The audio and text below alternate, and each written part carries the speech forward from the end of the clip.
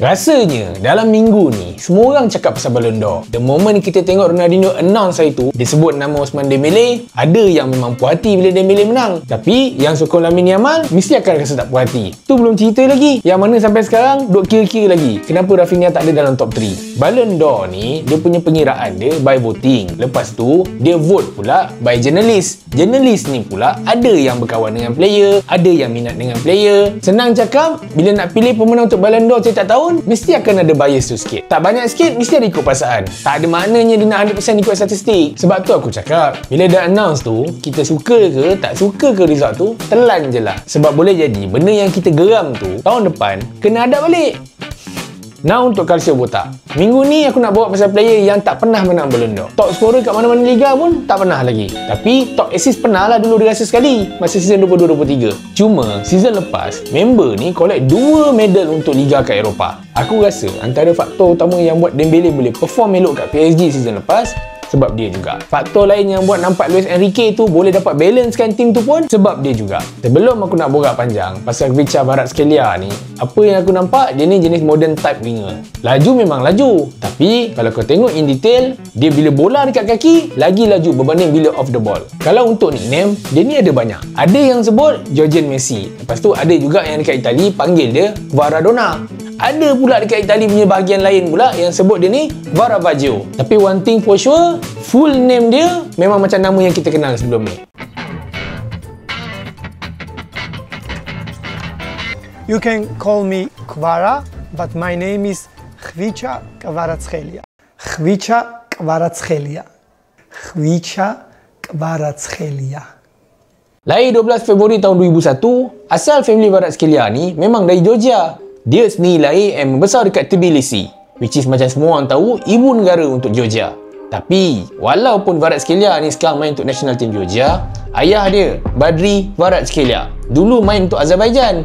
Benda tu tak perlu pelik pun sebab kalau kau tengok balik, almost 7% etnik dekat negara tu memang datang daripada etnik Azerbaijan. Pengenalan Kvaratskhelia dalam hidup dia ni towards bola sepak memang start daripada kecil. Ayah dia player profesional. Datuk dia dulu, Mamia Kvaratskhelia, pun top player kat Georgia juga. Walaupun bukan superstar dalam dunia bola sepak yang kita selalu kenal, tapi still keturunan dia ni memang ada player profesional. Yang bagus dia, family dia ni jenis tak memaksa. Kita kan selalu dengar player bola yang dia dah mold anak dia dari kecil untuk make sure anak dia tu ikut jejak langkah dia jadi player bola juga. Benda tu tak salah. Tapi untuk cerita Kvaratskhelia ni, mak bapak dia lain sikit. Langsung tak ada paksa apa-apa. Pernah sampai satu tahap dulu, mak dia, Maka Kvaratskhelia, ada share yang dia ni dapat hadiah kimono judo just untuk galakkan anak dia ni try any sukan selain daripada bola sepak. Tapi last sekali bola juga yang dipilih. Aku rasa ramai antara kita ni yang mula aware pasal Kvaratskhelia ni waktu sama 2022. Waktu tu kan dia baru sampai kat Napoli. And sejak tu, career dia tu memang kita nak follow senang je. Sebab daripada Napoli, dia punya performance kita boleh ikut sampai dia pergi PSG awal tahun itu. Cerita dia sekarang ni, kelab mana dia start? Sejak dari umur 6 tahun, Kvaratskhelia ni dah mula main dengan tim Akademi Olimpik Tbilisi. Waktu tu bekas penjaga gol Dynamo Tbilisi, Carlo Majlezek yang handle pasukan tu. Tapi between 2013 sampai 2017, dia dah start main untuk Dynamo Tbilisi.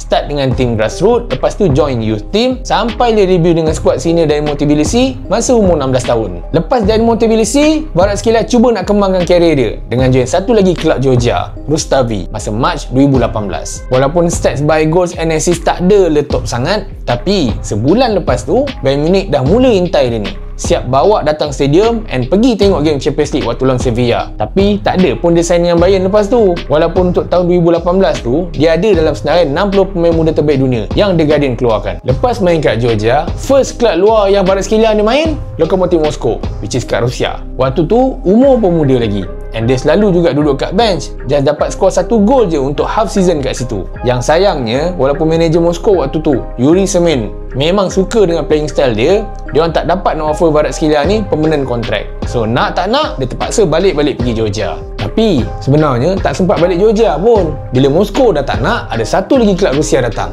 Rubin Kazan. Nampak peluang lalu, terus Rubin Kazan ni sign dia untuk 5 tahun masa Julai 2019. Yang bestnya, first game dia untuk Rubin Kazan is lawan Lokomotiv Moskow.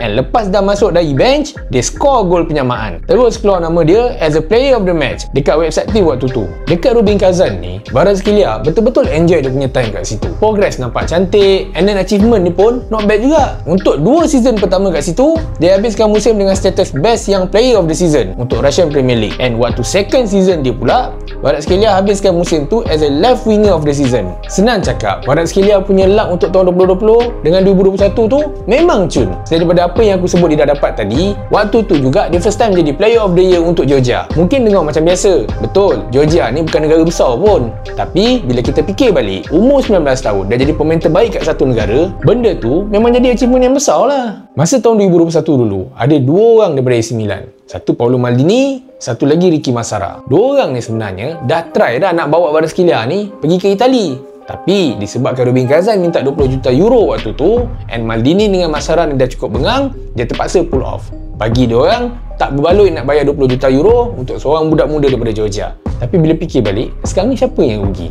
Lepas tu, tahun 2022 pula, ada jadi satu benda yang tak best dalam kerjaya dia. Masalahnya, benda tu bukan salah dia pun, tapi dia jadi mangsa keadaan. Kalau korang ingat lagi, Rusia ada perang dengan Ukraine masa tahun 2022. Senang cakap, Rusia attack Ukraine. Disebabkan benda tu, FIFA umumkan yang semua kelab dari Rusia kena gantung daripada join mana-mana tournament, termasuk Liga sendiri. Pemain luar yang ada dalam Liga Rusia waktu tu, boleh gantung kontrak masing-masing and join mana-mana tim yang diorang nak. Kalau nak terus main bola, Kvaratskhelia kena fikir option baru. Dipendekkan cerita, 24 Mac 2022, Kvaratskhelia terpaksa tinggalkan Rubin Kazan and sign dengan Dynamo Batumi. Maksud dia dekat situ, dia patah balik main dekat Liga Georgia. Dalam tempoh kurang daripada 6 bulan tu, dia memang betul-betul jumpa tune. Kalau tengok by statistik pun, dia punya goal contribution, dia punya goal, dia punya assist, memang jadi antara player yang terbaik dalam Liga Georgia waktu tu.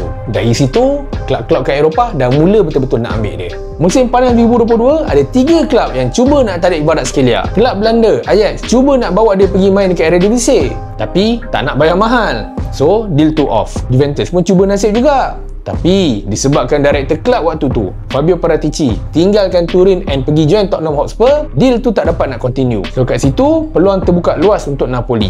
Simple, Napoli sign Kvaratskhelia 10 million euro waktu 1 Julai 2022. Waktu dia sampai Napoli, nama Kvaratskhelia ni memang jadi tumpuan. Sebab beberapa bulan sebelum tu, dia punya captain Lorenzo Insigne baru je tinggalkan tim, gerak pergi main MLS. So kau bayangkan, position yang kau main tu, bila kau sampai kat tim tu, kau duduk kat tempat bekas captain.